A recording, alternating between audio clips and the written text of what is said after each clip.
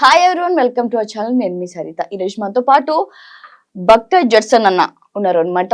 So ఎక్కడ చూసినా మీడియాలో కానీ, పేపర్లో కానీ, లేదా యూట్యూబ్ లో కానీ, ఇన్స్టా ఎక్కడున్నా ఇది ప్రెసెంట్ సిచ్యువేషన్ తో వైరల్ అవుతుంది. ఏంటంటే 4 days క్రితం అన్నని సస్పెండ్ చేయడం జరిగింది. అలాగే అన్న కాంగ్రెస్ మీద కొంచెం వ్యతిరేకంగా మాట్లాడడం జరిగింది. 34 సంవత్సరాల నుంచి నమ్మకంగా పనిచేసి ఈ మనిషిని ఎందుకు సస్పెండ్ చేశారు? మరి ఇవన్నిటికీ ఆన్సర్ ఇవ్వడానికి అన్న మనతో పాటు స్టూడియోలో ఉన్నారు. మాట్లాడే ప్రయత్నం చేద్దాం. నమస్తే అన్న. నమస్తే. ఎట్లున్నారు అన్న? బాగున్నామా? జరిగిన సంఘటన వింటే చాలా బాధాకరంగా ఉంది. నిజంగా మాకే ఇంత హర్టింగ్ ఉందంటే మీరు ఎలా ఫీల్ అవుతున్నారు అన్న? 34 సంవత్సరాల నుంచి ఎంతో నమ్మకంగా పనిచేశారు. అందులో ఎన్నో ఆటుపోట్లు రావచ్చు. ఈ గ్యాప్ లో ఎప్పుడు లేనిది ఈ సడన్ గా సస్పెండ్ ఏంటి, ఎందుకు చేయాల్సి వచ్చింది? What's the reason? అమ్మా, ఈరోజు ఈ కాంగ్రెస్ అధికారంలోకి వచ్చే కంటే ముందే కాళేశ్వరం పైన బాహుబలి మోటార్లు మునిగిపోయినాయి. అలా జరిగిన అవతవకల పైన నేను ఆ రోజు సిబిఐకి, ఈడీకి వీటందరూ కంప్లైంట్ ఇచ్చిన. అది కొనసాగింపుగా ఈ రోజు ఆ కాంట్రాక్టర్ మేయా కృష్ణారెడ్డి అన్నట్టు ఆయన 12,000 కోట్ల జిఎస్టీ ఎగ్గొట్టిండు. దాదాపు 1,50,000 కోట్ల రూపాయలతో కట్టినటువంటి అది పనికిరామ అయిపోయింది. దాని మీద ఎంక్వైరీ చేయాలని ఒకటి చెప్పారు. ఆ రోజు బీఆర్ఎస్ ప్రభుత్వం ప్రవేశపెట్టిన ధరణి అనేది అది అక్రమము, దానివల్ల రైతులు భూములు కోల్పోతున్నారు. దాని మీద రాహుల్ గాంధీ గారు వరంగల్ రైతు డిక్లరేషన్ మీటింగ్లో ప్రభుత్వం రాగానే వెంటనే మేము ధరణి రద్దు చేస్తామన్నారు. ఈ రోజు వరకు ఆయన అది ధరణి రద్దు చేయలేదు. ఆయన పక్కన ఉన్న నవీన్ మిత్తల్ ఎవరైతే చేసినా ఆయన ఇప్పుడు కూడా ఆయన పక్కనే, ముఖ్యమంత్రి పక్కనే ఉండరు, అధికారులు అక్కడ. అంటే కొనసాగింపు చేస్తున్నాను, కొత్తగా ఇప్పుడు వచ్చిన తీస్తలేను. ఆ రోజు 46వ జీవో మీరే తీసేస్తామన్నారు. కొనసాగింపుగా మన అధికారంలో వచ్చినా మనం తీసేయలేదు అని చెప్పేసి మనం అడగడం జరుగుతుంది. ఆ రోజున్న స్త్రీనిధి ఏదైతే పంచాయతీ రాజకీయం ఉందో అప్పుడు రిటైర్డ్ ఎంప్లాయీ విద్యాసాగర్ రెడ్డి అన్నట్టు ఆయనను దానిలో ఎండీగా పెట్టిండ్రు. ఆయన సిఎస్ఆర్ ఫండ్స్ మొత్తం మిస్యూజ్ చేసిండు. 5,400 కోట్ల రూపాయలతో నడిచేది. దాన్ని ఎండి ఐఏఎస్ ఆఫీసర్లు ఆయన రిటైర్డ్ ఎంప్లాయీ ఉండడానికి వీల్లేదు. అనేకమైన అక్రమాల్లో పాల్పడ్డారు. ఈ పైసలు కేటీఆర్ కు ఈయన పాలకుర్తి కాన్స్టిట్యున్సీ ఖర్చు పెడుతుంది. ఇది అక్రమము వాళ్ళ ట్రస్ట్ పేరు మీద. యాక్చువల్ ఆ రోజుకెళ్ళి ఉద్యమం ఈ రోజు వరకు జరుగుతుంది. ఇదే విద్యాసాగర్ రెడ్డి అవే పేదల పైసలతోని, పేదల ఖర్చు పెట్టాల్సిన డబ్బులతోని 4 లక్షల సిమ్లు కొన్నాడు. ఎయిర్టెల్కి వెళ్ళి, జియోకి వెళ్ళి, వివిధ కంపెనీలకు వెళ్ళుకొని సర్వీస్ ప్రొవైడర్స్ 2007లో వాళ్ళ దగ్గర తీసుకొని ఈ సెల్ఫ్ హెల్ప్ గ్రూప్స్ మహిళలు ఏవైతే ఫోన్లు వాడతారో అవి మొత్తం ట్యాపింగ్ చేసేందుకు పితామహుడు ఎవరంటే విద్యాసాగర్ రెడ్డి. మీరు ఆయన మీద ఎంక్వైరీ చేయాలని చెప్పేసి పోలీస్ కమిషనర్ కూడా నేను కంప్లైంట్ ఇవ్వడం జరిగింది ఆయన మీద. ఆయన నీ దగ్గరనే ఉన్నాడు. వాళ్ళ తమ్ముడు ఆయన కాపాడకుండా వాళ్ళ తమ్ముడు చంద్రశేఖర్ రెడ్డి నీ దగ్గరనే ముఖ్యమంత్రి కార్యాలయంలో పనిచేస్తుంది ఇవాళ వరకు అనేది ఒక కన్స్ట్రక్టివ్గా నేను ఆ రోజుకెళ్ళి కొత్తగా రేవంత్ రెడ్డి గారు ముఖ్యమంత్రి కానీ మీరేం పడతలేను. ఆ రోజుకెళ్ళి ఈ రోజు వరకు ఇవే జరిగినాయి. ఇంకోటి, మనము ఏవైతే మెగా డిఎస్సి ఇస్తామని మనం వాగ్దానం చేసినామో, లేకుంటే మేము జాబ్ క్యాలెండర్ రిలీజ్ చేస్తాము, ఇలాంటి వాళ్ళకు మనము రివ్యూ మీటింగ్ పెట్టలేదు. దాని గురించి పెట్టాల్సిన అవసరం ఉంది. పిల్లలంతా రోడ్లపైన ఎక్కుతుండ్రు, ఆందోళన చేస్తూ ఉన్నారు. ఈరోజు నిరుద్యోగులు ప్రబలిక ఆత్మహత్య తర్వాత నిరుద్యోగులు ఊర్లలో పోయి ఊర్లలో వాళ్ళ ఇండ్ల కాళ్ళు మొక్కి, ఊర్లలో కాళ్ళు మొక్కి మనకు ఓట్లు వేయించిండ్రు. అంతేకాకుండా ఉద్యోగులు కీలక రోల్ ప్లే చేసిండ్రు. వాళ్ళ ప్రమోషన్, రిటైర్మెంట్ వాళ్ళని తీసుకొని వచ్చి నువ్వు ఉద్యోగాలు పెడితే వీళ్ళ ప్రమోషన్ లేక అక్కడనే ఉన్నారు. దాదాపు 1038 మందిని మీరే ట్రేస్ అవుట్ చేసిండ్రు. ఇన్ని రోజులైనా కానీ నువ్వే తీస్తానని చెప్పి ఏ రోజు వాళ్ళకి తీయలేదు అనేది ఇటువంటి అంశాలను నేను ప్రస్తావించడం జరిగింది. ఈ రోజు గొర్రెల స్కామ్ చేసిన లక్ష్మారెడ్డి నియంబడే ఉంటాడు, ఆయన తీసుకోరు. ఆయన కింద ఉన్న ఎవరైతే బహుజన బిడ్డలు ఉన్నారో చిన్న వాళ్ళని తీసుకుపోయి ఏసీబీ ట్రాప్ చేసి జైల్లో పెట్టిన గొర్రెల స్కామ్ లా అందరు ఈ రోజు ఎవరైతే ముఠా ఉందో అందరు నీ చుట్టే ఉన్నారు. జయేష్ రంజన్ అంటోడు కేటీఆర్ ను తీసుకుపోయి మన అక్కడ అమెరికాల, ఆఫ్రికాల, ఆయా దేశాలలో, సౌదీ అరేబియాలో తిప్పుతా ఉన్నారు అని చెప్పేసి మీరే చెడు తిరుగు తిప్పుతా ఉన్నారు కేటీఆర్ ను. జయేష్ రంజన్ అని కలిసి నువ్వే చెప్పినావు. అదే జయేష్ రంజన్ ఇంకా నీ పక్కనే ఉన్నాడు. సందీప్ కుమార్ సుల్తాని అనేటోడు కంప్లీట్ గా భ్రష్టు పట్టించేసిండు. ఆయన ఇంకా ఇప్పుడు నీ దగ్గర ప్రిన్సిపల్ సెక్రటరీగా ఉన్నారు. ఈ రోజు రామకృష్ణారావు అనేటోడు కేసీఆర్ కు మన ఫైనాన్స్ సెక్రటరీగా ఉన్న వ్యక్తి ఇష్టం వచ్చినట్టుగా వ్యవహరిస్తున్నాని మీరు చెప్పినారు. ఇంకా నువ్వు ఆయననే పెట్టుకున్నావు. కాబట్టి నువ్వు ఏ మై హోమ్స్ మీద చెరువులలో ఇండ్లు కడుతున్నా అని చెప్పి నువ్వు చెప్పినావు. ఆ మై హోమ్స్ రామేశ్వరరావు వీళ్ళ పేర్లు ఒక్కరోజు కూడా అసెంబ్లీలో ప్రస్తావించలే. అక్రమంగా చెరువులలో కట్టిన బిల్డింగ్లు మొత్తం కూలగొడతానమాట ఆ రోజుకెళ్ళి మాట్లాడుతున్నా, ఈ రోజు కూడా కొనసాగిస్తున్నా. అంటే ఆ రోజు మంచి ఎట్లయింది, ఈ రోజు నీకు చెడు ఎట్లయింది? ఆ రోజు అవి చేయబట్టి ప్రభుత్వం ఎట్లా వచ్చింది ఈ రోజు వరకు ఈ రోజు ఇవి అయిన తర్వాత నీకు ఎందుకు నష్టలేదు? ఆ రోజు నువ్వు బిఆర్ఎస్ వ్యతిరేకంగా ఉన్నావు కాబట్టి మాట్లాడినప్పుడు అంగీకరించినారు. ఇప్పుడు వాళ్ళ ప్రభుత్వం వచ్చింది కదా, అంతే. అందుకు వాళ్ళకి నచ్చట్లేదు. ఆ రోజు కూడా ఈ ఉద్యమాలలో దేంట్లో కూడా వీళ్ళు నాకేం సపోర్ట్ చేయలేదు. ఆ రోజు కూడా ఏకాకిన కొట్టాను. ఈ రోజు అందులో ఎందుకంటే వీళ్ళకు ఈ సిండికేట్ బ్యాచ్ కి అందరికి వీళ్ళకి పాలు పంపులు ఉన్నాయి కాబట్టి నాకు సస్పెండ్ చేసింది. రీజనే లేదు, వితౌట్ రీజన్. నీ నీ ఎదురుబాటు ఒక నిలకండంగా అడగడం, ఆ క్వశ్చన్స్ ని ఎదురు మాట్లాడడం, ముఖం మీద మాట్లాడడం వాళ్ళకి నచ్చలేదు అంటవన్నా? అంతే కదమ్మా. ఈ రోజు మీరు ఎక్కడ చూసినా కనబడుతుంది అంటే ఇవంతా కామన్ మ్యాన్ రెస్పాన్స్. నాది రెస్పాన్స్ ఏం లేదు. కామన్ మ్యాన్ రెస్పాండ్ అయ్యి రోజు అమ్మా ఎన్నికలకు ముందు కల్వకుంట్ల చంద్రశేఖరరావు గారు ముఖ్యమంత్రిగా ఉన్నప్పుడు ఎన్నికలకు లబ్ధి చేర్చుకునే దానికోసం 7,000 కోట్ల రూపాయలు రెడీ చేసుకోండి. రైతు బంధు వేద్దామని SMS రావాలి, తెల్లారిపోయి ఓటేయాలి. సేమ్ 2018లో ప్లే చేసిండు, అది రెడీ చేసుకోండు. ఆయన ఎలక్షన్ కమిషన్ దాన్ని ఆపింది, వేయనికి వీల్లేదని. ఎలక్షన్ అయిపోయాక కాంగ్రెస్ గవర్నమెంట్ వచ్చింది. మరి ఆ 7,000 కోట్ల రూపాయలు ఏమైనా అమ్మా? రైతు నోట్ల మట్టి కొట్టి ఆ 7,000 కోట్ల రూపాయలు ఏ కాంట్రాక్టర్ నోట్ల కుక్కిండ్రు, ఏ కార్పొరేట్ నోట్ల కుక్కిండ్రు, ఎవరికి ఇచ్చిందమ్మా? ఇవాళకి రైతు బంధు రైతులను చంపేసిన లిటరల్గా చంపేసి నువ్వు ఎవరు కడుపు నింపినావు ఈరోజు? ఏ కార్పొరేట్ దీనికి పొంగిరెడ్డి శ్రీనివాసరెడ్డి గారు, బట్టి విక్రమార్క గారు, రేవంత్ రెడ్డి గారు ముగ్గురు కూర్చొని ప్రెస్ మీట్ పెట్టి ఇవి చెప్పాల్సిన అవసరం ఉన్నది. 7,000 కోట్ల రూపాయలు ఏమైనా అప్పుడు వాళ్ళు ప్రభుత్వం నుండి అయిపోయినాయి, ఆ బాల్ ఇవ్వలేదు. ఈయన వచ్చాక దాని గురించి మర్చిపోయినాడు. అంతే. ఇక్కడ లాస్ అయింది ఎవరంటే మర్చిపోడు కాదు, ఏమైనా పైసలు 7,000 కోట్ల రూపాయలు అకౌంట్ ఉండాలి. రైతులకు వేసే పైసలు రాగానే నువ్వు వేయలే. ఆ పైసలు ఏం చేసిన వాళ్ళు లెక్క చెప్పంటున్నా ఇప్పుడు నేను. అదే ఇవన్నీ అడుగు తప్ప అమ్మాయి. కామెంట్లు ఏమొస్తున్నాయన్నా, ముందు వరకు బాగుంది, దర్శన్ బాగానే సపోర్ట్ చేస్తున్నారు, ఇప్పుడు కేవలం టార్గెట్ చేస్తున్నాడు, ఈ 30 సంవత్సరాలు ఆయన గుర్తించలేదు అందుకే టార్గెట్ చేస్తున్నాడు అని చెప్పి అంటున్నారు అన్న. దాని గురించి మీరేమంటారు? అమ్మా నేను ఎవరు కూడా బయట ఇయ్యలే. రేవంత్ రెడ్డి కానీ మంత్రులకు కానీ నాకు ఈ కార్పొరేషన్ పోస్ట్ నాకు అది నువ్వు అడ్వర్టైజ్మెంట్ ఇస్తే నేను టికెట్ అప్లై చేసిన 25,000 కట్టమంటే కట్టినా, మీరు ఇయ్యలే. ఓకే అనుకున్నా, క్యాండిడేట్ ప్రచారం చేసి గెలిపించినా లేదా? అడుగు నాగరాజును, అడుగు నాయన రాజేందర్ రెడ్డి అన్నను, అడుగు యశస్విని రెడ్డిని, పాలకొడితే ఎమ్మెల్యేను, దయాకరావు మీద ఎవరు చేసారు? దయాకరావు మీద నేను అందరిపైన యుద్ధాలు చేసిన. నేను ఆ కామెంట్స్ పెట్టే 4-5 కూడా వీళ్ళింటోళ్ళే ఉంటారు. వాళ్ళ తమ్ముళ్ళు, వాళ్ళ అన్నలు, వాళ్ళ భార్య పిల్లలు వాళ్ళే, కానీ మామూలు మనుషులు ఎవ్వరు పెడతలేరు. వాళ్ళ హైర్డ్ సోషల్ మీడియా వాళ్ళు వ్యక్తిగతంగానే వ్యక్తిగతంగా సోషల్ మీడియా హైర్ చేసి పెట్టే హైయర్ కామెంట్స్ కూడా ఒరిజినల్ గా ఆ జాబ్ చేసేవాడు కూడా నాకు ఫేవర్ గానే పెడతారు. నిజం ఏడుందో సత్యం ఏడుందో అక్కడనే ఫైట్ చేస్తాం కదా మీడియా అంటే అన్న. అంతే. ఎస్. మరి ఇప్పుడు కాంగ్రెస్ ప్రభుత్వంగా మనకైతే సస్పెండ్ చేసినారు మిమ్మల్ని, ఇంకా అటువైపు వెళ్లే ఛాన్స్ అయితే 1% కూడా లేదు, ఉండదు కూడా. నెక్స్ట్ బిఆర్ఎస్ లోకి అడుగు పెట్టే అవకాశాలు ఉన్నాయా? లేదమ్మా, నేను ఏ పార్టీలకు పోను. నేను ఇదే విధంగా ఉంటా. నేను తెలంగాణ వనరుల రక్షణ సమితి అని పెట్టిన ఆ బ్యానర్ కింద నేను పనిచేస్తా. నేను నల్గొండ, వరంగల్, ఖమ్మం ఎమ్మెల్సీకి పోటీ చేస్తున్నా. దానికి ఆల్రెడీ 2 months కెళ్ళి నేను గ్రౌండ్ ప్రిపేర్ చేసుకున్నా. ఆల్రెడీ 2 terms నేను వెళ్ళడం జరిగింది. నేను స్పష్టంగా నా మేనిఫెస్టో కూడా మొన్న పోయిన నెల 9వ తారీఖు 3 జిల్లాల కేంద్రాలలో నేను దాన్ని ఆవిష్కరించడం జరిగింది. నేను ఖచ్చితంగా ఉంటా. నేను ప్రజల పక్షాన నేను నిలబడతా. ప్రజల పక్షాన మా ఉద్యమం కొనసాగుతుంది. నేను మానవ వనరులను కాపాడుకోవడం, సహజ వనరులను కాపాడుకునే ఎజెండాతోని మా ఆర్గనైజేషన్ పనిచేస్తుంది. అన్న, ఒక మీడియాలో అది ట్వీటా లేకపోతే ఒక వీడియోనే వైరల్ అయింది, మీరు మాట్లాడిందే, రానున్న రోజుల్లో కాంగ్రెస్ లీడర్స్ ని ఒక్కొక్కరుగా సస్పెండ్ చేయడం జరుగుతుంది, చేస్తారు అని కూడా ఒక వీడియో ఉంది. దాని గురించి మీరే ఎందుకు అని చెప్పారు? అలా వెళ్ళగొట్టింది బాధాప్త ముఖ్యమంత్రి ఇంకా అవుతారని కూడా వెళ్ళొచ్చు. చాలా మంది వెళ్ళిపోయారు. ఎందుకన్నా పెద్దోళ్ళు ఎప్పుడైతే అయినా మాక్సిమం వెళ్ళగొట్టడానికి ట్రై చేస్తారు. నన్ను కూడా చాలా హ్యూమిలియేట్ చేసిండు.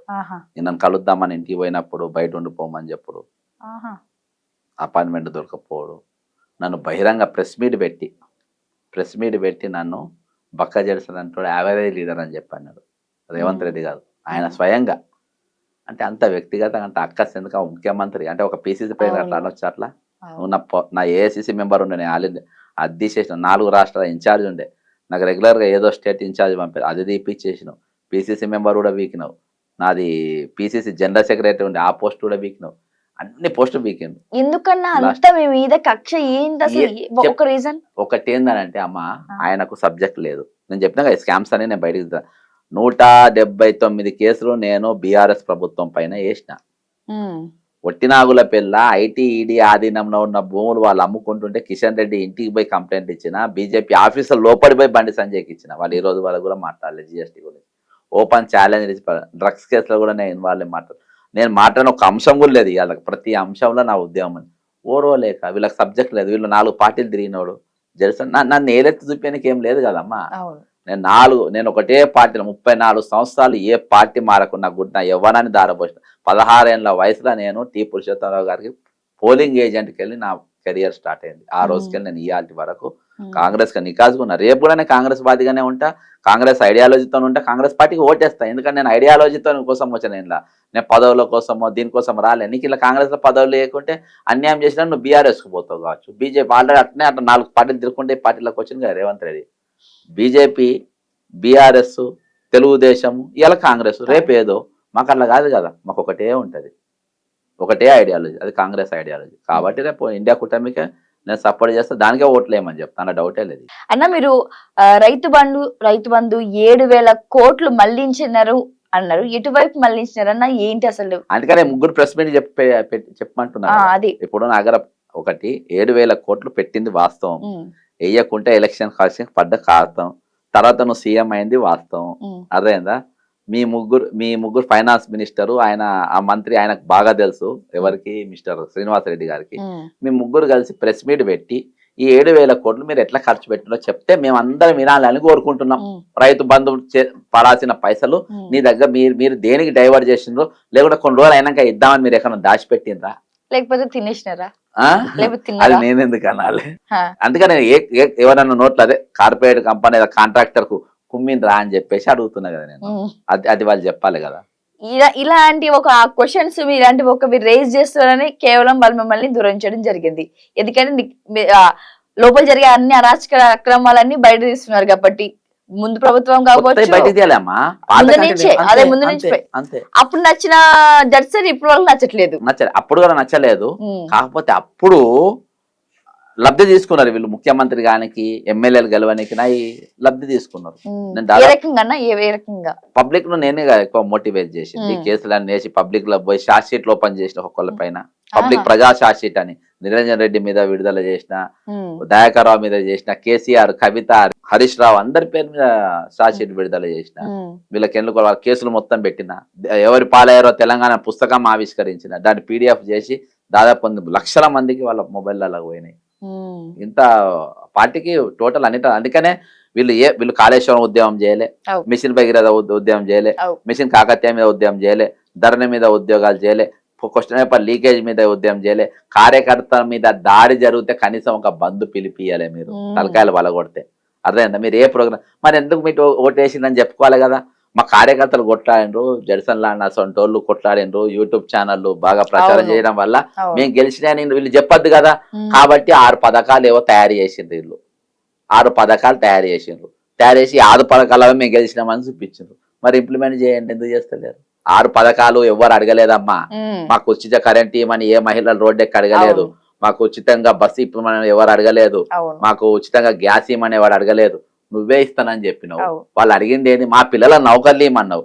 అమ్మా మాకు కాంగ్రెస్ కు ఓటేస్తే మా నౌకరు వస్తుందమ్మా అని వాళ్ళకి అడిగినా ఇవ్వకుండా వదిలేసి మీరు యాచకులు లెక్కనే ఉండాలి, మా పెన్షన్ మీద బతకాలి, మా ఫ్రీగా గ్యాస్ మీద మీరు బతకాలి, ఫ్రీ బస్ ఎక్కి 1,000 మంది 100 మంది బస్సులో 1,000 మంది ఎక్కి కుక్కి ఇరుక్కుంటా చెమట కంపుకి ఎక్కి, అర్థమైందా, రోగాలు తెచ్చుకొని ఎక్కి బస్సులలో ఇరికి కుక్కి మీరు దిగాలి, మీరు ఇంత కుక్కిన బతుకు మీరు బతకాలి, కుక్కిన పేరు లెక్క బతకాలి అని చెప్పేసి ఆ పథకాలు నువ్వు ఇచ్చినావు, మేము అడగలే కదా. మేము అడిగింది నువ్వు మాకు ఇవ్వాలి కదా. మోస్ట్ ఇంపార్టెంట్ రైతు బంధమ్మ. సెకండ్, నిరుద్యోగులకు ఉపాధి కల్పించడం అనేది చాలా important. TSPSC question paper leak చేసిన వాళ్ళను నువ్వు జైలుకు పంపడం అనేది ఇంపార్టెంట్. కరెంట్ అమ్ముకున్న ప్రభాకర్ రావు అనేటువంటి లోపటేషన్ ఇంపార్టెంట్. ఈ దొంగలను వదిలేసి బొకేలిచ్చి వాళ్ళకి ఇళ్లలో పంపి రిటైర్డ్ ఎంప్లాయీస్ అట్నే ఉంటావు, వాళ్ళని చుట్టూ నువ్వు పెట్టుకుంటావు, రోజు వాళ్ళతో సప్పర్లు కొట్టించుకుంటావు. నిరుద్యోగులేమో రోడ్ల పైన ఆహాకారాలని చెప్పి వాళ్ళు 5 రూపాయల భోజనం తింటున్నారు. 5 రూపాయలు కూడా లేని వాళ్ళు రామకృష్ణ మఠంలో మధ్యాహ్నం వస్తారు. రేవంత్ రెడ్డి గారు మీరు పోయి చూస్తే కనబడుతుంది. రామకృష్ణ మఠం దగ్గరికి పోతే 12 గంటలకు వెళ్ళి అన్నం పెడతారు. అంటే 11 గంటలకు వెళ్ళి భిక్షగాన్లకు పెడతారు. వాళ్ళది అయిపోయిన తర్వాత సెకండ్ లైన్ నిరుద్యోగులు ఎవరైతే అవును, చదువుకుంటున్నారో అవునన్నా. 5 రూపాయల అన్నము 5 రూపాయలు కూడా లేని వాళ్ళు పోయి ఆ లైన్ లో నిలబడి ఆ అన్నం తిని వాళ్ళు చదువుకుంటున్నారు. నీకు అవును. ఏం అనిపిస్తలేదా? నీకు నీ బిడ్డను లేకుండా మీ వాళ్ళు పోయి అక్కడ నిలబడతారు అట్లా లైన్లలో? అవును. మనకు కొంచెమన్నా బుద్ధి ఉండాలి, మన దాని మీద మనం స్పందించాలి కదా. దాని మీద మేము మాట్లాడినందుకు ఇవ్వాలి ఇదమ్మా. ముందు ప్రభుత్వం అయితే ఈ కేసుని కలవాలంటే రెస్ట్రిక్షన్స్ ఉండేది, ప్రోటోకాల్ ఉండేవి. అసలు ఆయన కలవడం అంటే సాధ్యం కాదు, ఎమ్మెల్యేకే వరకే అది పరిమితము. సాధారణ జనాలు కలవడానికి వీలు లేదు. కానీ నన్ను అలా కాదు, ప్రజాభవన్ పెడుతున్నాను, అందరు నా నుంచి మాట్లాడొచ్చు, ఏ సమస్యను నాతో దగ్గరకు వచ్చి మాట్లాడచ్చు అన్నారన్న. దాని గురించి మీరేమంటారు? సూపర్ సూపర్ చెప్పిండ్రు. ఫస్ట్ డే మీరు చెప్పింది కరెక్టే. కంచె తొలగించిండ్రు. కంచె ఎందుకు తొలగించిండ్రు? అధికార భవన్లో ముఖ్యమంత్రి ఉండడు కాబట్టి కంచె ఉన్నా ఒకటే లేకుండా ఒకటే చూసేసిండ్రు. ఆయన ఉంటలేడు, అదేందా అలా ఉంటున్నది బట్టి విక్రమార్క. బట్టి విక్రమం దగ్గర పోరు. మీరు అన్నట్టు ఏది ప్రజా దర్బార్కు, ప్రజాభవన్కు ఒక్కరోజు వచ్చిండ్రు. ఫస్ట్ డే ముఖ్యమంత్రి వచ్చిండ్రు, మళ్ళీ ఇవాళ దాకా మళ్ళీ 2వ రోజు అక్కడ పోలే. అదేందా 2వ రోజు మంత్రులు వచ్చిండ్రు. 2వ రోజుకెళ్ళి ఒక 3-4 రోజులు మంత్రులు వచ్చిండ్రు. 3వ రోజు తర్వాత ఐఏఎస్ ఆఫీసర్లు వచ్చిండ్రు. ఇప్పుడు ఆడ చెప్పరాశీలు ఉంటారు. జనం వస్తలేరు అక్కడ. అరే 100 రోజుల లోపల రాజశేఖర రెడ్డి గారు ముఖ్యమంత్రి ఉన్నప్పుడు 7 కోట్ల జనాభా, 24 ఉమ్మడి జిల్లాలు, రోజు 2 గంటలు కలిసేది, 2000 మందిని కలిసేది. రోజుకు 2000 మంది ఇండివిజువల్ కలిసి తీసుకునేది. మీకు ఏం రోగం వచ్చింది కలవనికి? మీకేం రోగం వచ్చింది? ఏం పనులు చేస్తున్నా చెప్పు? మీరు ఏం పనులు చేస్తుంటారు? గాడికి ఏమైనా పనులు తోముతుందా మీరు? రోజు మీరు చేసే పని చేయకుండా మీరు టైం అంతా రివ్యూ మీటింగ్లు పెట్టారు. ఏ డిపార్ట్మెంట్లో ఎన్ని ఖాళీలు ఉన్నాయో రివ్యూ మీటింగ్లు పెడుతుండ్రా? వీళ్ళకి సబ్జెక్ట్ ఉంటుంది అమ్మ. ఇలా మేము పుస్తకాలు చదివి డాక్యుమెంట్ తెచ్చి డాక్యుమెంటేషన్ మేము పని చేసి రాత్రులు మేము రాత్రి 2-3 దాకా కూర్చొని మేము ప్రిపేర్ అయ్యి తెల్లారి డాక్యుమెంట్ మళ్ళీ మేమే టైప్ కొట్టి మేము తీసుకుపోయి ఆఫీస్లో ఇస్తాం. మాకు సబ్జెక్ట్ ఉంటుంది. నువ్వేం చేయవు కదా. నేను మాట్లాడిన యూట్యూబ్లలో విని ఆయన మాట్లాడతారు. మీరు ఎప్పుడైనా చూడండి ఆయన మాట్లాడిన సబ్జెక్ట్ ఆయన విన్న తర్వాత నాకు కొట్టాను. దానికంటే ఒక వారం రోజుల ముందు నేను మాట్లాడి ఉంటా దానిపైన. ఆ స్కామ్ తీసి ఉంటా. అర్థమైందానా? ఏం సబ్జెక్ట్ లేదు, ఏం లేదు. ఏమైనా ఫ్రీ జరగాలి. ముఖ్యమంత్రి కూడా అట్నేయండి. కానీ కాపాడుకునే పరిస్థితి కూడా ఆయన, అరే నేను మంచి ముఖ్యమంత్రిగా పేరు తెచ్చుకోవాలి, నేను కష్టపడాలి, మాట పైన ఉండాలని లేదు. మనం చెప్పుకొని పోతే అమ్మ మొదటి ముఖ్యమంత్రి ఎవరు ఉంటే గ్రేట్ గా చెప్పుకుంటాం, తంగుతూరి ప్రకాశం పంతులు అని. మొదటి ప్రధానమంత్రి అంటే గ్రేట్ గా చెప్పుకుంటాం, జవహర్లాల్ నెహ్రూ గాని. మొదటి రాష్ట్రపతి ఎవరుండే అని అంటే గ్రేట్ గా చెప్పుకుంటాం, ఏది బాబు రాజేంద్ర ప్రసాద్ గారు ఉండే అని. దౌర్భాగ్యం అని అంటే తెలంగాణ మొట్టమొదటి ముఖ్యమంత్రి ఎవరు అని అంటే పాస్పోర్ట్ బ్రోకర్ అని చెప్పుకోవాల్సి వచ్చింది. 2వ ముఖ్యమంత్రి ఎవరు అని అంటే ఏది ఓటుకు నోటు రేవంత్ రెడ్డి చెడ్డి గ్యాంగ్ అని చెప్పుకోవాలి. ఫస్ట్దేమో దండుపాలెం గ్యాంగు, 2వదేమో చెడ్డి గ్యాంగ్. ఈరోజు ఇటువంటి వాళ్ళు దేశాన్ని రాష్ట్రాన్ని పాలిస్తున్నారు. ఇంతకు మించి మనం ఏం ఎక్స్పెక్ట్ చేయాలి? అందులో మనం బతుకుతుంటాం. అంతే అంతే. ఇంతకు మీరు అన్నట్టు భాగంగా రేవంత్ రెడ్డి చేసే అరాచకాలు చేసిన వాళ్ళందరినీ ఆయన మేపుతున్నాడు, భవన్ లో కూర్చోబెడుతున్నారు అన్నారు. రేవంత్ రెడ్డి రాగానే ఫస్ట్ చేస్తున్న పని ఏంటంటే ఇంప్లిమెంట్స్ చేయట్లేదన్న. ఇంప్లిమెంట్స్ పక్కన పెడితే బిఆర్ఎస్ నుంచి ఒక్కొక్కరిగా జైలు పంపిస్తున్నాడు, ఒక్కొక్కరిగా అన్ని బయట తీస్తున్నాడు, ఒక్కొక్కరు అరాచకాలు బయట తీస్తున్నాడు. మొన్న మల్లారెడ్డి, నిన్న కవిత గారు, అలా ఒకటి వాళ్ళని బయట తీస్తారు. వీళ్ళ లోపల ఉన్న వాళ్ళని మాత్రం అలా పడుకోబెడుతున్నారు. దాని గురించి మీరేమంటారు? మల్లారెడ్డిని బెదిరించారు. ఎందుకంటే ఆడ ఈటల రాజేందర్ గెలవాలి. ఈటల రాజేందర్ గెలవాలని ఏది సునీత మహేందర్ రెడ్డి చేవెళ్ళ అయితే గెలిచేది. ఎందుకంటే తాండూరు ఆమె ప్రాపరు. తాండూరు వాళ్ళది, చేవెళ్ళ, మహేశ్వరం, వికారాబాదు, ఈ 4 అసెంబ్లీలో వాళ్ళ ప్రాబల్యం ఉంటే అక్కడైతే ఆమె గెలుస్తుంది. కాబట్టి ఆమెను తీసుకొని వచ్చి మల్కాజ్గిరిలో గెలిచింది. అక్కడ విశ్వేశ్వరరెడ్డి గెలవాలి, ఇక్కడ ఈటల రాజేందర్ గెలవాలి. నెక్స్ట్ ఎవరు? ఈ బీఆర్ఎస్ కు గట్టిగా పనిచేసి అక్కడ లోకల్ క్యాండిడేట్ కు బీఆర్ఎస్ టికెట్ ఇచ్చారు, రాగిరి లక్ష్మారెడ్డి. ఆయన ఎక్కడ గెలుస్తాడో అనే ఉద్దేశంతో కాలేజ్ మల్లారెడ్డి పైన దాడి చేపించి ఆయన బిల్డింగ్ కొట్టి ఆయన భయక్రాంతరం గుర్తి. ఇవన్నీ ఎందుకంటే ఇక్కడ ఈటల రాజేందర్ గెలవాలి. అక్కడ ఆయనను ఎవరిని మోడీని బడేబాయ్ అన్నాడు. బడేబాయ్ అని అన్నాక చోటేబాయిగా ఈయన ఆయనకు బీజేపీ అత్యధికమైన సీట్లు గెలవడానికి ఆయన ఇక్కడ గ్రౌండ్ ప్రిపేర్ చేస్తున్న స్పష్టంగా కనబడుతుంది. అందులో ఏం డౌటే లేదు. కాంగ్రెస్ కి దళితుల మీద ఎందుకంత చిన్న చూపన్నా? ఎప్పుడు కూడా అంటే వాళ్ళకి ఏ రకంగా కూడా సపోర్టెడ్ గా ఒక స్పీచ్ లో గానీ, లేదంటే ఎందులో కూడా ఆయన ఇచ్చే స్పీచ్ల్లో కాకపోతే ఆయన మాట్లాడిన ఏ ప్రస్తావనలో కూడా దళితుల గురించి అట్లీస్ట్ కూడా 1% చేస్తానన్న మాట కూడా నేను ఎక్కడ వినింది లేదు. ఎందుకన్నా మీ ఒపీనియన్ చెప్పానన్నా, మీ పర్సనల్ ఒపీనియన్. అలా 2 రకాలు ఉంటావు కాంగ్రెస్. బీజేపీనేమో కాకి కలర్ షార్ట్ వేసుకుంటారు, ఎవరు ఆర్ఎస్ఎస్ వాళ్ళు కనబట్టేట్టు చేసుకుంటారు, వీళ్ళేమో లోపల వేసుకుంటారు, బయట ధోతి వేసుకుంటారు. కాబట్టి వీళ్ళ ఇంటర్నల్ కల్చర్ కనబడదు. మెజార్టీగా ఉన్నారు లీడర్. కాంగ్రెస్ ఐడియాలజీ అట్టు ఉండదు. కాంగ్రెస్ అందుకనే ఇష్టపడ్డా. కాంగ్రెస్ అందులో ఉన్నప్పుడే వాళ్ళు అనేకమైన భాషలు మాట్లాడేటోళ్ళు, అనేకమైన సంస్కృతులు ఉన్నోళ్ళు, ఒక దేశంగా మనం ఉండాలని చెప్పి వాళ్ళు కోరుకున్నారు. కాబట్టి మేము అందరం కలిసి ఉండేటట్టుగా వాళ్ళు చేసుకున్నారు. వాళ్ళు ఎప్పుడు ఎంకరేజ్ వీళ్ళు ఏది ఈ ఆయా పార్టీల ఏ పార్టీ పచ్చగుంటే ఆ పార్టీలకు పోయే సంచార రాజకీయ జీవులు ఉన్నారు చూసినావా, వీళ్ళు ఇటువంటి కొన్ని పెట్టుకొని వాళ్ళు బతకదేం కోసం ఇటువంటివి చేస్తారు. కానీ ఎప్పుడు కూడా కాంగ్రెస్ పార్టీ ఎప్పుడూ దళితులకు సపోర్ట్గా ఉన్నది. అందుకనే 3 ఇల్లు లేని వాళ్ళకి ఇల్లు ఇచ్చింది, అయ్యవై ఇల్లు ఇచ్చింది, భూమి లేని వాళ్ళకి భూమి ఇచ్చింది, అయితే బ్యాంకులు అందుబాటులో తీసుకొచ్చింది, రాజాభరణాలను రద్దు చేసింది. ఈరోజు అనేకమైన కార్యక్రమాలు మంచి ఇందిరాగాంధీ కాలం. అందుకనే ఇవాటి వరకు ఆ ఓటు బ్యాంక్ వాళ్ళతో ఉన్నది. ఈ రోజు వాళ్ళు ఎవరు చేయలే, నా బీజేపీ చేయలే, నా బీఆర్ఎస్ చేయలే, మేము కూడా అందుకనే ఉంటాం.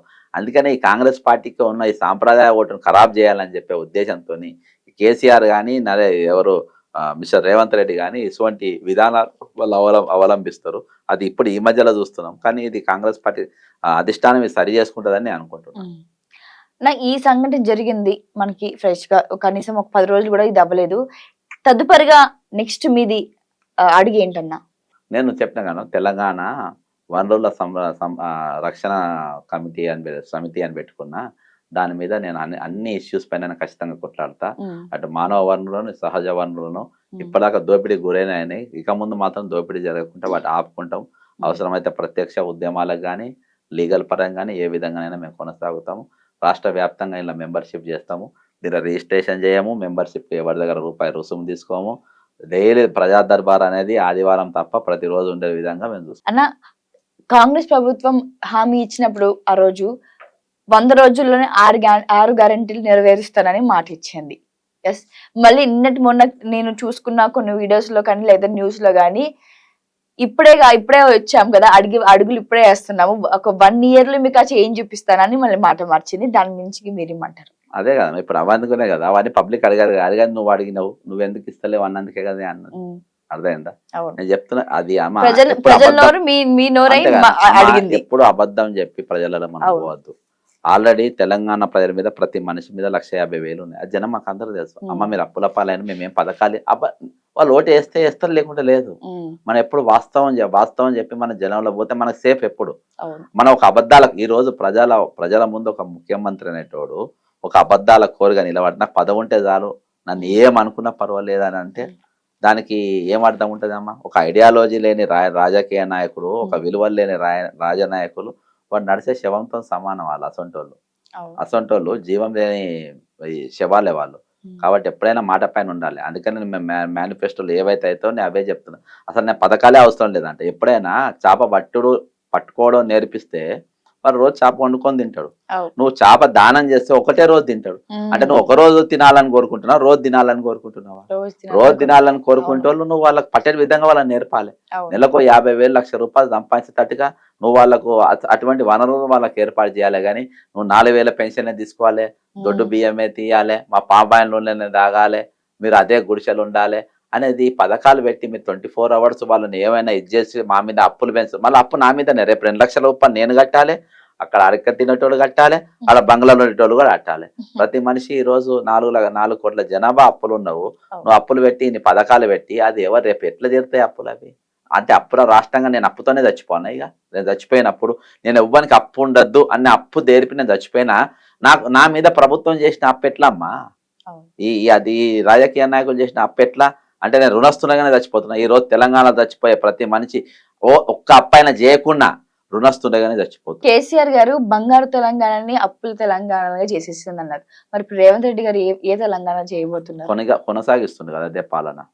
ఇప్పుడు ఏ ధరని మారలే, ఏ మారలే, అప్పులు మారలే, ఇచ్చిన మాట పైన నిలబడడం మారలే, అన్ని కూడా అట్నే కొనసాగుతున్నాయి. కాబట్టి నాకేం చేంజ్ ఏం కనబడతలేదు. అవి అదే జస్ట్ చేంజ్ చేద్దానంటే పోయిందేమో దండుపాలెం గ్యాంగు, ఇప్పుడు వచ్చిందేమో చెడ్డి గ్యాంగు.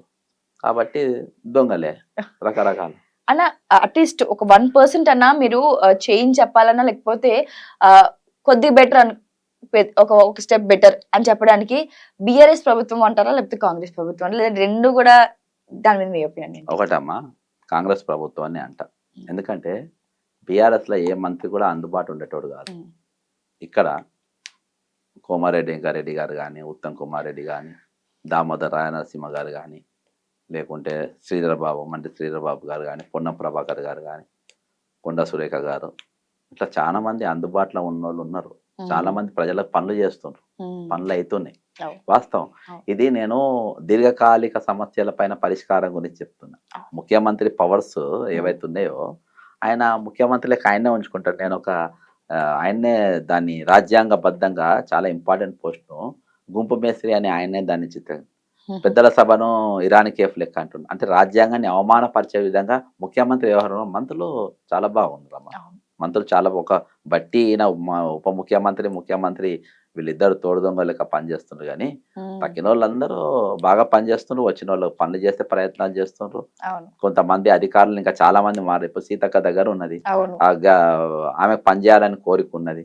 కానీ ఆమె దగ్గర ఉన్న ఓఎస్డి కానీ, పిఎస్ అనేటోడు కానీ, నాగేంద్ర అనేటోడు ఇంటికి ఫైల్ పట్టుకపోతాడు. ఆయన ఆమె ఏం చేయ ఒకటేసారి 50 ఫైళ్ళు ఒకటేసారి తెచ్చి పెడతాడు. అన్ని సంతకాలు చదవలేదు కదా, టక్క అర్జెంట్ అని టక్క పెట్టిస్తాడు. అందులో కొన్ని అక్రమ ఫైళ్ళు కూడా ఉంటాయి. అట్లా చేస్తుండ్రు. సందీప్ కుమార్ సుల్తాన్ ఆమె పని చేయాలంటే అట్లా కొంతమందిని పెట్టి చేస్తుండ్రు. అట్లా చాలా ఇవాళకి విద్యా వ్యవస్థ కాంట్రాక్ట్ పద్ధతి అనేది పోవాలమ్మా. ఫుల్ టైం ఎంప్లాయ్మెంట్ ఇవ్వాలి వాళ్ళకు. ఇప్పుడు గవర్నమెంట్ హాస్పిటల్లో కాంట్రాక్ట్ ఎంప్లాయీస్ అనేది ఉండద్దు, విద్యాలయాల్లో ఉండద్దు, యూనివర్సిటీలలో ఉండద్దు. ఇక్కడ నువ్వు ఫుల్ ఫ్లెడ్జ్ ఎంప్లాయ్మెంట్ పెట్టాలి. చెప్తేనే వాడు నువ్వు పని చేయగలుగుతారు. కాంట్రాక్ట్ అనే పదం తీసేసేయాలమ్మా ఎంప్లాయ్మెంట్ లా. ఫుల్ ఫ్లెడ్జ్ ఇవ్వాలి. నువ్వు వేరే దాంట్లో పెట్టుకో, ఐటీలో అన్నిలో పెట్టుకో. కానీ ఇంట్లో మాత్రం విద్యాలయాల్లో, వైద్యశాలలలో మాత్రం ఫుల్ టైం ఎంప్లాయ్మెంట్ పెట్టాలి. ఆ దిశగా ప్రభుత్వం పనిచేయాలి. ప్రభుత్వం బీఆర్ఎస్ కంటే 1000% బెటర్. నేను చెప్పేది ముఖ్యమంత్రి గురించి అంతే. ముఖ్యమంత్రి దగ్గర ఉన్న ముఠా ఏ విధంగా ముఠా ఉన్నది. ఒక ముఠా ఈ ముఠాలు ఎట్లా పనిచేస్తుందంటే వేల మందిని కలుస్తుండ్రు రోజు. శ్రీధర్ బాబు 100 మందిని కలుస్తారు రోజు. దామోదర రాయనరసింహ 100 మందిని కలుస్తారు డైలీ. కొన్ని 100 ఉత్తరాలు ఇస్తారు. ఈ సస్పెండ్ ఆర్డర్ తర్వాత అన్న ఈ తక్కిన వాళ్ళు మీకు కొంచెం క్లోజ్ గా ఉంటారు కదా, ఈ ఎమ్మెల్యేలు అంతా మీతో మాట్లాడడం జరిగిందా? సందర్భాలు చేసిన కొంతమంది మంత్రులు చేసిండ్రు, మినిస్టర్లు చేసి ఏం మాట్లాడుతున్నారు? ఏం చేద్దామంట. అట్లా పోయే కాలం వచ్చింది అని అంటారు. శాపనాదాలు పెడతారు. ఫైనల్ గా నిరుద్యోగుల కోసం మీరు ఏం మాట్లాడతారన్నా? మీ నెక్స్ట్ అజెండా ఏంటి అంటే చెప్పారు? 30 లక్షల మంది వాళ్ళు ఇప్పుడు వనరులే. వాళ్ళు సరైన దిశగా వాడాల్సిన అవసరం ఉన్నది. నేను ఇప్పుడు దీన్ని స్టార్ట్ చేస్తున్నా. ఖచ్చితంగా ఖాళీలు నింపే విధంగా, ఇవి ఉండే విధంగా, ఎంఎస్ఎంఈ లోన్స్ ఉండే విధంగా. అందుకని ఎమ్మెల్సీ కూడా నేను రేపు కంటెస్ట్ చేయబోతున్నా. ఖచ్చితంగా వాళ్ళందరికీ నేను అందుబాటులో ఉంటా. వాళ్ళందరి కూడా నేను ఒక సలహాదారం లెక్కుంటా. వాళ్ళందరికీ కౌన్సిల్ చేసుకుంటా. మెయిన్గా చాలా మంది విద్యార్థులు ఈరోజు వాళ్ళు అనుకునే నౌకర్లు 2000 ఉంటాయి. రాసేటోళ్ళు కొన్ని లక్షల మంది ఉంటారు. రానోళ్ళు నిరాశ నిస్పృహతో ఆత్మహత్యలు చేసుకునే వాళ్ళకు కౌన్సిలింగ్లు ఇచ్చుకుంటారు రెగ్యులర్గా మీలాంటి ఛానళ్ళ ద్వారా. వాళ్ళు ఇప్పుడు నాకు యాక్సిడెంట్ అయిందమ్మా, మేజర్ యాక్సిడెంట్, 30 ఫ్రాక్చర్లు అయినాయి, బ్రెయిన్ ఆపరేషన్ అయింది. నా కన్ను రెప్పలకి వెళ్ళి మొత్తం ఎండకెళ్ళి అంతా దిగింది. అయినా నేను కొట్లాడుతున్నా. నాకంటే మీరు మంచిగా ఉన్నారు కదా, మీరు మంచుకున్నారు. నేను నా భార్య పిల్లలను దాదుకుంటున్నా. మంచుకున్నారు కదా, ఏదో విధంగా మనం బతకాలి కదా. సావు వచ్చేంత వరకు, సావు రాకముందే దాన్ని మనం ఎందుకు ఆహ్వానించాలి అనేది యువత ఆత్మహత్య. వాళ్ళ లైఫ్ అనేది చూడాలమ్మా. ఇంకా చాలా వాళ్ళ లైఫ్ 20 years 25 years ప్రవళిక నాకు చాలా ఇంటికి కూడా పోయినా, చాలా బాధపడ్డా. అంటే ఆ ఏజ్లల్లో మీరు కొన్నిట్లలో ఉద్యోగాలు రాక కొంతమంది వివిధ రకాల కారణాల వల్ల చెప్పుకొని ఆత్మహత్య చేస్తారు. కానీ అది పరిష్కారం కాదు కదమ్మా. మీకు ఈడ మీరు బతకలేకుంటే ఊరికిపోయి ఎక్కడన్నా పోయి బతకండి, ఎక్కడన్నా పోయి ఇంకా మీరు దూరం కానీ బతుకుండండి. ఈ మధ్య కాలంలో బాగా అవే వచ్చాయన్న ఈజీగా. ఈ 2024 దగ్గరగా మనం న్యూస్ లో నేను పనిచేస్తున్నాను కాబట్టి నాకే ఒక 1000 చావులు చూసుంటానన్న. కేవలం ఫ్యాన్ కూరేసుకుని చనిపోవడం, జాబులు లేక, ఇంట్లో సమస్యలు, లేదా ఎవరైనా అబ్బాయి వేధించడం. లేకుంటే ఇంతమంది దొంగలు బతుకుతుండ్రు. బాజాప్త ఢిల్లీ పోయి లిక్కర్ అమ్మిన కవిత బాజాప్త ఇంకా ఆమె జైల్లో ఉండి ఆమె బతుకుతుంది. మీరు నీతి నిజాయితీతో బతికేటోళ్ళు మీరు ఎందుకు చావాలి? ఎందుకంటే ఇంకా వాళ్ళ అనేకమైన ఏజ్ ఉంటుంది కదమ్మా. నేను 16 yearsకి వచ్చిన, నా ఏజ్ మొత్తం కాంగ్రెస్ పార్టీకి ఇచ్చిన. వాళ్ళు పెరుగుతున్నప్పుడు, వాళ్ళు రకరకాల వాళ్ళ శరీరాలు మారుతున్నప్పుడు వాళ్ళు చూసుకోకుండా చనిపోకుండా బాధ కదా. అర్థమైందా? నేను చెప్తాను అంటే ఈ ఆత్మహత్యలు ఒకటి ఇవన్నిటి పైన కొన్ని, అందుకనే వనరులు అన్న వీళ్ళు. వనరులు అంటే వాళ్ళు దేవుడు ఇచ్చిన వరం, వాళ్ళు వనరులు అంటే. కాబట్టి అవి ఏవి కూడా, అవి చెరువులే కానీ, గుట్టలే కానీ, ఇవే కానీ, లేకుంటే మానవ వనరులే కానీ ఏవి కూడా నశించిపోవడానికి వీల్లేదు. కాబట్టి వీటి కోసము నేను వాళ్ళకు యూత్ కౌన్సిలింగ్ చేస్తా. ఎవరన్నా చనిపోదాం అనుకున్న వాళ్ళు కూడా నాకు ఒక 2 నిమిషాలు వాళ్ళు నాతో లంచో డిన్నర్ చేసే టైమ్సే సరిపోతుంది నాకు. తర్వాత వాళ్ళ నిర్ణయం వాళ్ళు తీసుకోవచ్చు. అంటే ఎటువంటివి కొన్ని నేను చెప్పబోతున్నా కొన్ని. కాబట్టి కంపల్సరీ నేను యూత్ అనేది ఒక పెద్ద వనరుల ఈ దేశానికి, చాలా బలమైన ఇది. ఆ ఏజ్ లో వాళ్ళు పెద్ద బిజినెస్ మ్యాన్ కావచ్చు, లేకుంటే పెద్ద డాన్ కావచ్చు, ఏదో ఒకటి కానీ ఖాళీగా మాత్రం ఉండద్దు, చనిపోవద్దు. నువ్వు ఏదైతావు అది కా, వేరొనికి నష్టం చేయకుండా నువ్వు ఏమైతావు అది కా. నేను నాకు మించిన ఉదాహరణ, నా అంత బలహీనం నాకు తెలితే ఎవరు ఉండరు. అయినా నేను బలంగా ఫైట్ చేస్తున్నా. అసలు బలంగా ఉన్న మీరు, బలంగా ఉన్న ఆత్మస్థైర్యంతో ఇంకా మీరు శిఖరాలు ఎక్కవచ్చు. ఇవి మాటల్లో పద్యం కాదు, ప్రాక్టికల్ గా చూడొచ్చు. అండ్ వన్ వార్నింగ్ లేకపోతే one request or one word to Revanth Reddy గారు చెప్పామంటే మా ఛానల్ ద్వారా ఏమంటారన్నా? ప్రజల్లో నీకు నమ్మి నేను ముఖ్యమంత్రి చేశాను, ఆ నమ్మకాన్ని వమ్ము చేయకు. రైట్, థ్యాంక్స్ అన్న. Thank you.